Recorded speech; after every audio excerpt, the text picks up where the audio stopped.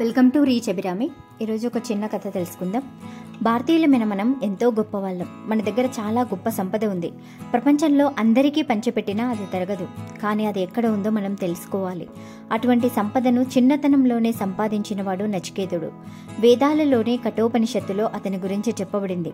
నచికేతుని తండ్రి వాజస్రవసుడు. అతడు ఒకసారి విశ్వజిత్తు అనే యజ్ఞం చేశాడు. ఆ యజ్ఞం చేసేవారు తమకున్న ఆస్తి మొత్తాన్ని ఇతరులకు దానం చేయాలి. ఆ నియమం ప్రకారం వాజస్రవసుడు దానాలు చేస్తున్నాడు. ఆ కాలంలో ముఖ్యమైన ఆస్తి గోవులు. ఆ గో సంపదని వాజస్రవసుడు దానం చేస్తున్నాడు. అన్ని మంచి ఆవుల్ని దానం చేయడం అయిపోయింది. ఇక వట్టిపోయి చావడానికి సిద్ధంగా ఉన్న ఆవుల్ని దానం చేస్తున్నాడు. నచికేతుడు చాలా శ్రద్ధ కలిగినవాడు. ధర్మం మీద అతనికి గొప్ప విశ్వాసం ఉంది. ఇటువంటి దానాల వలన తన తండ్రికి చేటు కలుగుతుందని భావించాడు. తండ్రిని ఈ దోషం నుండి తప్పించడం తన బాధ్యత అని అనుకున్నాడు. అందుకని తండ్రి దగ్గరకు చేరి, తండ్రి, నన్ను ఎవరికి దానమిస్తావని అడిగాడు. తండ్రి పట్టించుకోలేదు. నచికేతుడు రెండవసారి మూడవసారి కూడా అదే విధంగా ప్రశ్నించాడు. తండ్రికి కోపం వచ్చి, నిన్ను యముడికి దానమిస్తున్నాను పో అని గద్దించాడు. వెంటనే నచికేతుడు, తండ్రి, మన పూర్వులు సత్యాన్ని పాటించి గొప్పవారయ్యారు. నువ్వు కూడా ఆడిన మాట నిలబెట్టుకో అని కోరాడు.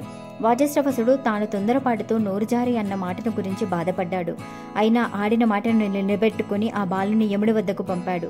నచికేతుడు యముడి దగ్గరికి వెళ్ళినప్పుడు ఆయన ఇంటిలో లేడు. నచికేతుడు 3 రోజుల పాటు ఆయన కోసం ఎదురు చూస్తూ కూర్చున్నాడు.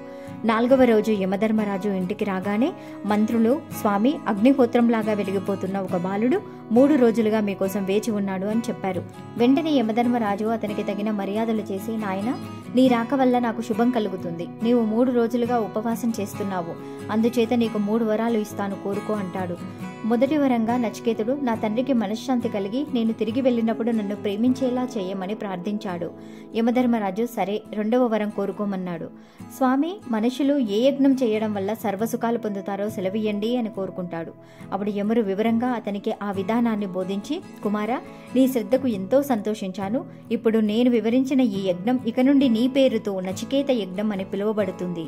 అంతేకాదు, నా ప్రేమకు చిహ్నంగా ఎప్పటికీ కాంతి తగ్గని ఈ రత్నాల హారాన్ని కూడా నీకు ఇస్తున్నాను. ఇక 3వ వరాన్ని కోరుకో అంటాడు. అప్పుడు నచికేతుడు, స్వామి, మనిషి చనిపోయిన తర్వాత ఏమవుతాడు? కొందరు ఉండడని అంటారు, కొందరు ఉంటాడని అంటారు. దయతో నాకు ఈ రహస్యాన్ని బోధించండి అని కోరాడు. అప్పుడు యమధర్మరాజు, నాయన, ఇది దేవతలు ఆలోచించదగిన ప్రశ్న. నీవు చిన్నవాడివి. అటువంటి విషయాలు నీకెందుకు? నీవు కోరినంత మంది కుమారుల్ని, మనుమన్లే, లెక్కలేనంత ధనాన్ని, కావలసినంత భూమిని, అనుభవించడానికి కోరినంత ఆయువుని, యవ్వనాన్ని ఇస్తాను, కోరుకో అన్నాడు.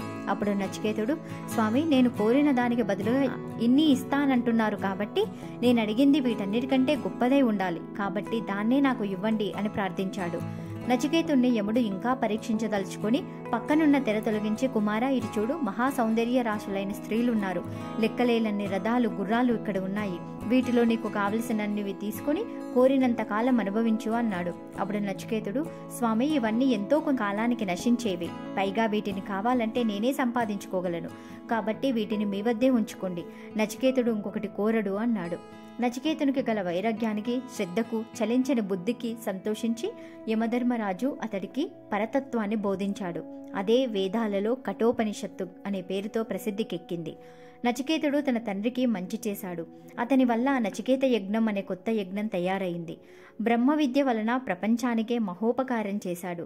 నచికేతుడు చూపినటువంటి శ్రద్ధను అవలంబించి మన పెద్దలు మహోన్నతమైన సంస్కృతి రూపంలో మనకు వారసత్వంగా అందించిన మహాభాగ్యాన్ని అనుభవించడానికి మనం కూడా ప్రయత్నించాలి.